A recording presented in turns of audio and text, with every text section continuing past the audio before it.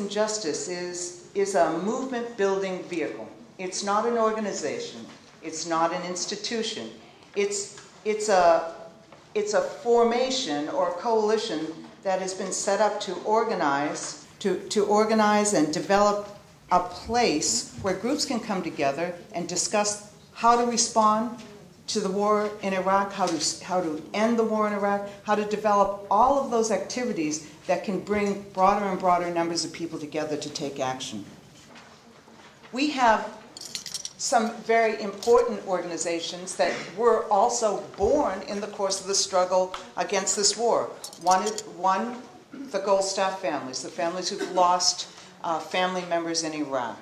Iraq Veterans Against the War, Military Families Speak Out, U.S. Labor Against the War. These groups came together because on the one hand they were responding to the crisis of the war, and on the other they saw the need to organize amongst their constituencies.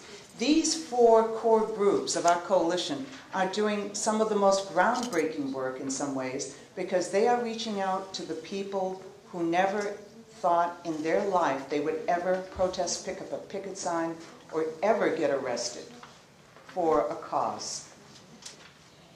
It also provides a place for groups to come to provide a political arena to discuss new developments. Every day in the United States there is something that the Bush administration does, some new threat to world peace, some new twist on the domestic side that our peace and justice movement must respond to, because our outlook is that we need peace, but we also need justice. You can't separate them.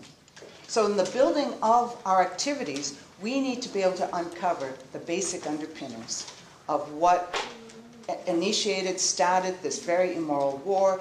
It is based on lies, but it is also based on a long-term U.S. foreign policy. And so therefore, this coalition plays a very important role. But you have to understand that many of the groups, they don't all agree on many different issues. So finding that point of unity, finding that point for action is exceedingly important, and it's very dynamic. Some of the challenges we face, for example.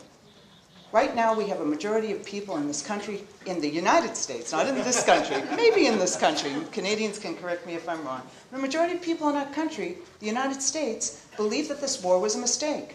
That is a big challenge for us. How do you take that majority sentiment of people who may have supported the war to begin with, who now believe it's a mistake? How do we empower that movement? Another challenge we face. How to do the grassroots education. I'm sorry, you know why I'm speeding up? Because I know I'm starting to lose, I'm getting close to the end of my time. I'm sorry.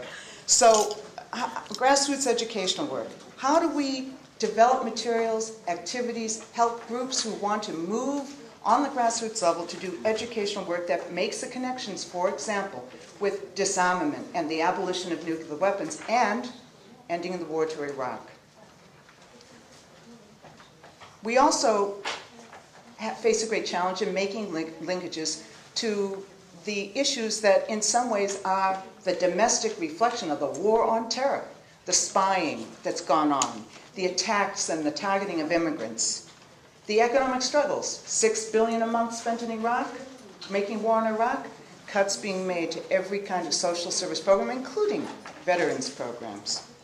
How do we respond to the spying and civil liberties attacks? How do we make the link between the war in Iraq and disarmament? That is a critical linkage that we need to make, and it's something that we've done a lot of work on because we want the American people who oppose this war to also look at what's going on behind their backs. The research and the development, the selling, the holding of nuclear weapons that really do pose the greatest threat to the planet. Here, from the Declaration of Peace. This is a very exciting initiative that many of our member groups and UFPJ as a coalition is supporting. It is the goal of the Declaration of Peace is to end the war. But what it is a campaign that would help to build at the grassroots an awareness and a base of support for using non-violent direct action to up the ante. And that the political aims are much of the aims that United for Peace and Justice overall supports, making the linkages between foreign and domestic issues, but ending the war. This is not a new tactic, and nonviolent direct action has been a part of every historic movement in our country and around the world that has changed the course of government policy.